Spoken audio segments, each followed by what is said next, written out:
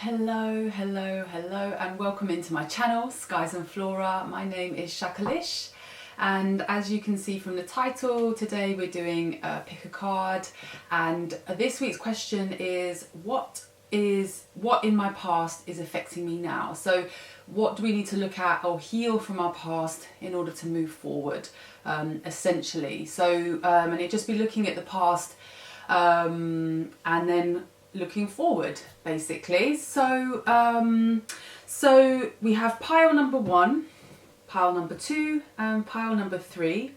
So just take a moment, tune in, and you should get an instant connection with one of these piles, and once you do, we'll just get right into it. Let's begin with pile number 1. So what in my past is affecting me now? So let's have a look. Okay. Right. Okay. All right. So straight away. So we've got. All right. Okay. Okay. So we've got envy here. Yeah, and then we've got a win-win forecast, forecast outcome. Sorry, is forecast. Win-win outcome is forecast. So this is something here about trusting. You've got the Queen of Swords and the Queen of Pentacles here, facing in with the 7 of Wands. So you've got 2 women going loggerheads here, and then this King of Cups here on the outside is sort of just, I think, watching with. Sort of enjoying this, really, to be quite honest.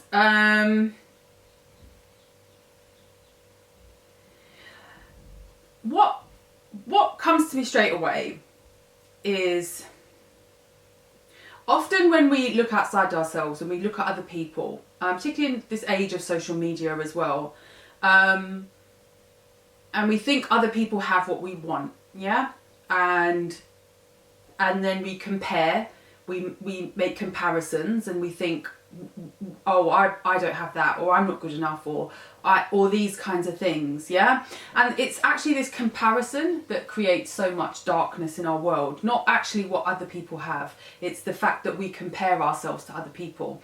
And then in that comparison, we always fall short of what we think other people are doing, yeah? And this is what causes envy, yeah? This is what causes that desire to have what other people have. Because we haven't brought that energy inwards to understand, actually, how much riches you have yourself, yeah? And I feel like this moon, you know, this Libra moon is obviously about balance, justice, and that's saying, look, you know, you don't need to worry about winning against other people. So you've got the 7 of Wands, so that talks about competition. You know, you don't need to win against anybody else. The only person you need to win against is yourself. So if there was something in the past where you did feel like you were in competition with somebody else, or you did feel like you had to compete, or you did feel like you were compared to other people, maybe you come from a big family, you've got a lot of siblings, and maybe there was a dynamic happening between you and your siblings, and this has kind of caused in you this always comparing yourself to others, and then also even, you know, feeling like you have to compete with others for scarcity, yeah, like a kind of scarcity. There's not enough to go round, and I have to, you know, I have to make sure that I win. You know, and often that can be the case if you've maybe come from a big family where, you know what I mean, like it is that first come first serve, like, you know, you have to kind of like, you know, elbow a little bit in order to get your, like, you know, whatever it might be, is your plate of food or your, you know, or whatever, your space, the attention, or, you know, whatever it might be, you know, even if that isn't in a big family, even if that's, you know, wherever that might have been in your life, where, you know, you've went to a school where you've had to feel like you've had to compete, or you know, you've just been in situations where you feel like you've had to compete, yeah? And this has constantly left you in a place where you're always comparing yourself to others. You can't find happiness when you compare to others, yeah? You are unique, and precious as you are. Yeah, you don't need to be like anyone else. You just need to be more of you, more of you, beautiful you, basically. Yeah, that's what that Queen of Pentacles here, because this Queen of Swords is like a dearth here, it feels. Yeah, it's a bit of a dearth. Whereas the Queen of Pentacles actually is abundant. Yeah, and that's not really, the dearth isn't in the actual, isn't in reality, it's in the mind. Yeah, it's believing that, you know, I don't have enough or I'm not enough. And so I feel like the key here is embracing more of your uniqueness, embracing just your gifts and knowing that that's enough. So I feel like if there was an affirmation that you could carry with you, it is, I am enough. I am enough. I am enough. Yeah? And I am precious just as I am. I'm gifted just as I am. I am enough and I am worthy just as I am. Yeah? That's a nice affirmation to continually tell yourself. Yeah? And this would lead to a lot more success because you're not actually competing against anybody else. Suddenly now you're just growing your own garden. You're just nurturing your own garden. Don't worry about what everyone else is doing, what everyone else is saying. Focus on your own garden and success will be yours. This King of Cups here, if this is, you know, if this is in the realm of, you know, if this is in the realm of relationships and, you know, maybe there's a feeling like you're competing, you know, for love, for, you know, particularly for, you know, for the male, you know, for male attention. And again, this just feels like, again, if you're feeling like you're competing with other, you know, other women for the attention of, you know, or you know, or it doesn't, you know, like I said, swap around the genders if you need, but it's like, you know, if you're feeling like you're competing in the area of romance, again, the key is here, growing the own garden. Just forget about what everyone else does. You don't need to compete with anybody to win anybody's love. Yeah, anyone's approval, anyone's validation, or anyone's love. Don't need to. Yeah, and I feel like once you're here in this place where you say that affirmation, we grow that garden, then you won't even worry about competing with anybody else. You'll be busy enjoying your own garden. And also this sort of says like a win-win outcome is forecast, which tells us that, you know, everyone can win. Yeah, just because that person wins doesn't mean I lose or everyone else loses. That's a kind of scarcity mentality, this idea that not everyone can win. Everyone can win. How amazing is that? Like, I can win, you can win, they can win, we can all win together. Yeah, winning and losing, winning isn't predicated on somebody losing. Yeah, that's old paradigm. That's an old way of thinking of things, old way of seeing things. Yeah. So if that is from the past, again, it's just growing out of that. Again, the affirmation, I am enough and I am worthy, just as I am, just as you are. Then focusing on planting your own, you know, building and nurturing your own garden.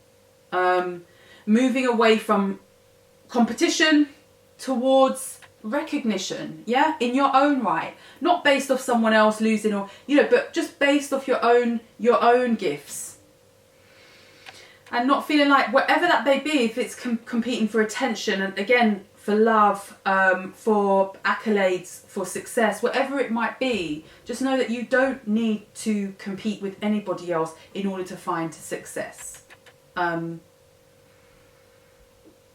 Really focus on yourself, your own garden, and success will be yours. Anything else? I think that's it. I think that's it for now. So yeah, please do let me know if that resonates, and do let me know if there's any other questions you'd like to might like me to ask in this series. And again, thank you for watching, and I'll see you again next time. Okay, so welcome in pile number 2. Pile number 2 chose the After Tarot and the Smokey Quartz. So let's see what in my past is affecting me now. Okay, so we've got hold your vision, fixed moon, all tied up. I have to read that. I'm not sure. I don't know this one. All right, so we got the Knight of Swords. Ooh. 5 of Swords. 10 of Cups. Ooh. 4 of Wands. And Page of Cups. Well, this is lovely. So you can see a clear split here, yeah? Here, this, and then this. This is very chaotic energy, which is kind of what I see in this all tied up. Like tying yourself in knots. I am going to read it though. Let me just give this a quick read. 23, let me see. Let's see. Lack of motivation, sense of personal freedom. So it's like the eight of swords, really. Major drama may be going around you, stopping you from moving forward, or may technically blocking your way, right? Yeah. So that's kind of it kind of confirms this, yeah. So this like Knight of Swords is very chaotic, fast-moving energy, along with the 5 of Swords. Again, it's quite selfish, conflict. Again, together, that's a really, really chaotic energy, yeah? So whether this is an energy of somebody that you've dealt with in the past, or even it might be an energy that you've held in the past where you've just, you know, moved in fast, you're trying to get what you want. And like, you know, here, like you've got hold your vision, fixed moon, yeah? That's like stay in power. That's commitment to the path. That's, you know, sticking, you know, going slow, going steady, holding a vision, holding firm, moving forward, you know, keep going. And this all tied up does feel like it's related to this Knight of Swords and this 5 of Swords, which is like very fast, chaotic, and then ends up like, you know, then next thing you know, like I say, tied in knots. It's very chaotic, don't really know where you're going, what you're doing. So it's like, if this is somebody around you, yeah, again, it just feels like there's a split here because these are all incredibly positive cards. Then that's what might be holding us back from this, yeah, what we want, which is 10 of Cups, 4 of Wands. My goodness, like, I mean, it, you know, doesn't get better than that for relationships. Like, that's 10 of Cups, that's happy home, community. Again, like 4 of Wands, commitment, happy home, community. That's like celebration, it's happy, togetherness, bringing, you know, two becoming one. And not just two becoming one, but like families, like community as well, around a relationship. Page of Cups. So again, this feels like here, because what I heard was apology. And I feel like it's not necessarily that someone needs to apologise, although, you know, if you've had this energy, someone could very well need to apologise. This more feels like the ability to... It feels like quite a slow energy, yeah? So the ability to reflect, yeah? And then when we know we need to repair, yeah, repairing. So this does feel relational, yeah. So if this is a relationship where there's been a lot of arguments, a lot of fighting, you know, a lot of rushing in, and you know, this also feels like, you know, when you don't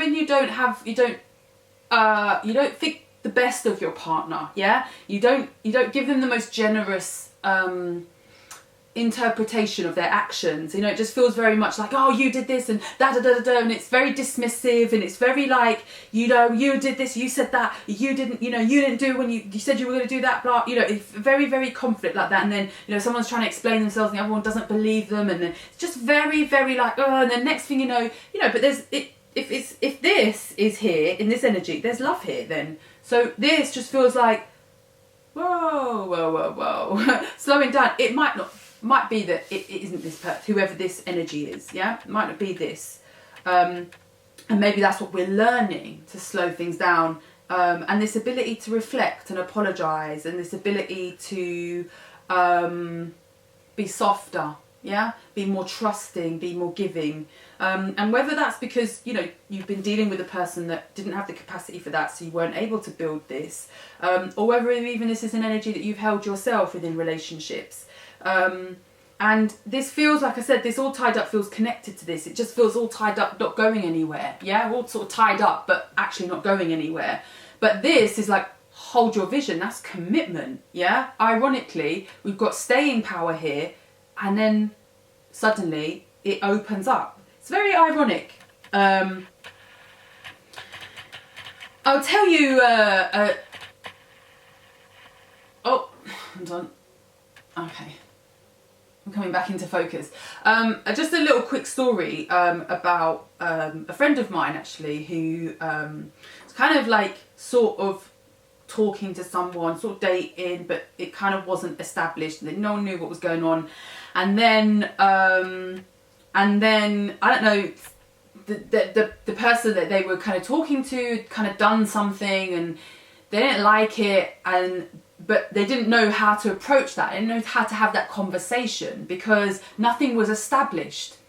And essentially the advice that I gave was that, well, you know, without commitment, yeah, ironically, people often run from commitment because they think, oh, it means I'm stuck. It means I'm bogged down. Actually, ironically, it's the opposite, yeah? When you have commitment, actually, you're able to then have those conversations, yeah? Then when you have those conversations, we can clear things up. We can find understanding, yeah? We can find each other's motivations, etc. Then we can speak to that. Then actually we create freedom. So there's an irony here, yeah? That actually there's a running here, especially the Knight of Swords. Knight of Swords don't commit to anything. In, out, in, out, in, out. Doesn't know what they want. They're just coming and going as they, you know what I mean? They think, because I want what I want. It's very selfish energy. Like, I just want what I want. Just come in and get it and get out of there. Like, it actually, you know, maybe thinking, oh, that gives me more freedom. That actually doesn't. It's the absolute opposite. It's just chaotic, yeah? And this just feels like, hold your vision. So either if you've been that person, it's about learning this, yeah? Learning to be more gentle and slow and soft in our relationships, but also committed, yeah? Or if you've been dealing with someone like that, then it might just be that leaving behind that energy and inviting more of this in your life is going to bring more of what you want, particularly in the relational space. Anything else? No, I think that's it. I think that's pretty clear. So do let me know if that resonates, and let me know if there's any other questions you'd like me to ask in this series. And again, thank you very much for watching, and I'll see you again next time. Okay, so pile number 3, and you chose the Apatite and the Light Seers tarot. So let's see what we have. Okay, prosperity lies ahead, storm warning. Got the 10 here, which is like the tower. This is new moon in Taurus. How funny, because we're about to have a new moon in Taurus here. So let's see, 7 of Pentacles. All right, patience. Yeah, 5 of Cups. The Fool, 2 of Swords, the Emperor. Whoa, this is very interesting. Well, definitely prosperity is lying ahead. I'm going to move these actually to this side, which is kind of, this feels like the issue, and then this feels like the solution. So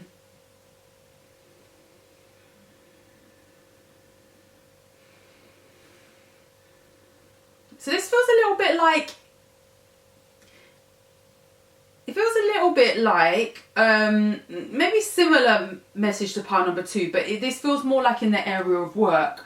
So there's something about patience, staying power, yeah, particularly with this 7 of Pentacles and the Emperor. Storm warning sort of suggests that, like, when we rush into things, we don't take our time, it can lead to disappointment. 5 of Cups, yeah? Then we start again, the Fool. So we plant our seeds, doesn't really work out, but that feels like, what's happening there? We don't stay with it to watch them grow.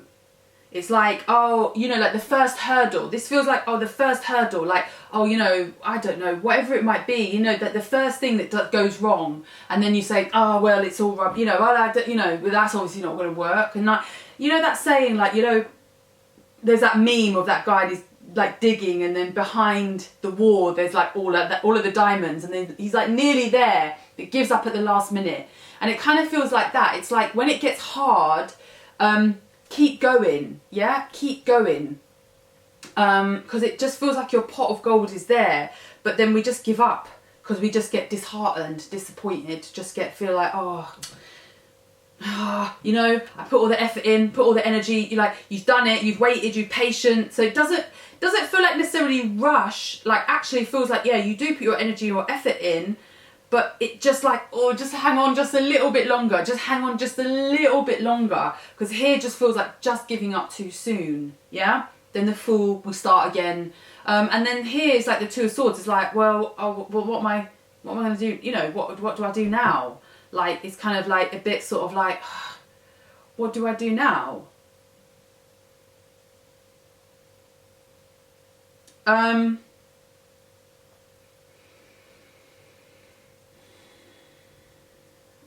that might just be, you know, like sometimes if in our past, and that could be any time, could be childhood or just in like past experiences, if there has been times where, you know, that might be just a training, that might just be a training of the mind. Like, so there's just certain activities that can help you with training the mind to stick with things, even when it feels like, actually, I don't think it's going well. And it's knowing, actually, you know, and that storm warning is, particularly if that is a tower, that is to know when things are built on the wrong foundations and should be allowed to transform and wash away. Yeah, when they're not right, they're not built on the right foundations. That's what the tower essentially means, is that whatever we've built hasn't been built on the correct foundations, and we have to start again. It's actually incredibly positive, because what emerges after that is something more aligned, yeah, with what we really, really want.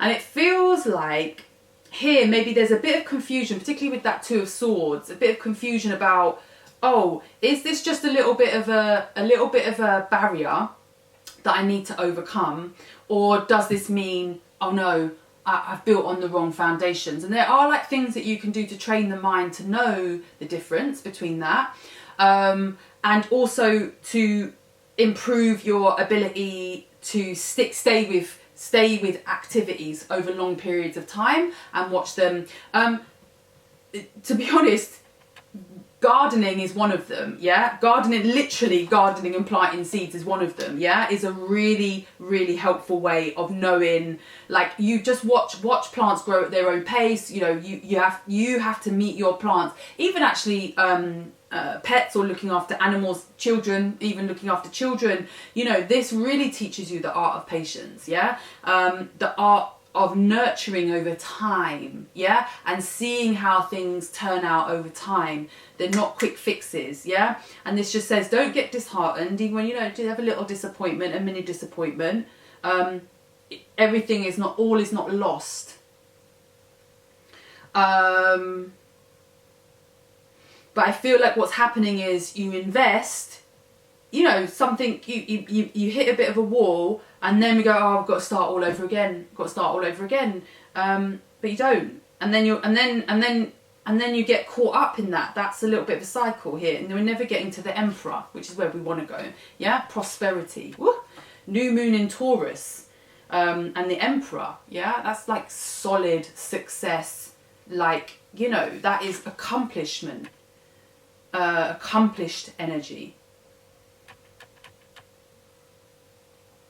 So there's a little bit of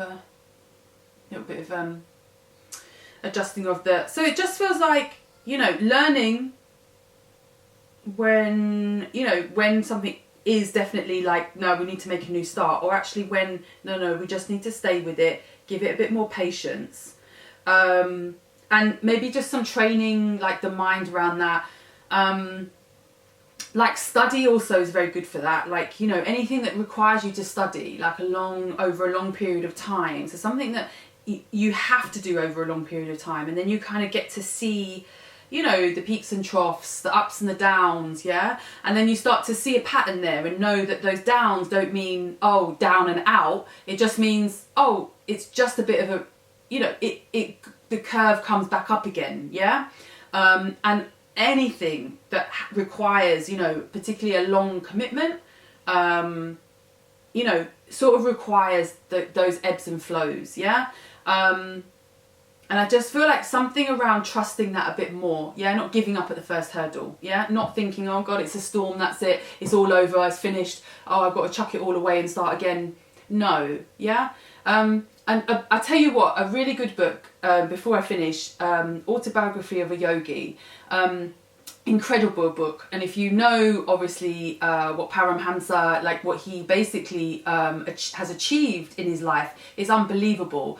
But reading that book really opened my eyes to like actually all of the hurdles that he faced. And that he overcome, and that was really inspiring for me because he's a spiritual, you know, was a spiritual teacher. I don't know why I had this impression that he'd had it easy, that he'd, you know, he'd been given this path. It was a divine path. He'd had a divine message to share with the world. And I don't know why, but I'd just assumed that, oh, it must have been easy for him. And reading that book really opened my eyes, and I realized, oh my gosh, like it's unbelievable actually how many barriers he overcame to achieve what he did. And that even awakened me to, even when we have divine mission, yeah, even when we have divine mission, it won't be without our challenges. And here, this feels like just, you know, when you know you're on divine mission, yeah, when you know it, yeah, trust it and stick with it, yeah. You'll know if it's not divine mission, yeah. Just because you get a hurdle doesn't mean that's it, it's over, yeah. And like I said, maybe that's something we've learned in our past, yeah? We just need to just kind of refocus, reshift the brain a little bit, just so we can have that staying power. So yeah, I hope that makes sense. I hope that makes sense. And do let me know in the comments, and do let me know if there's any other questions you'd like me to ask in this series.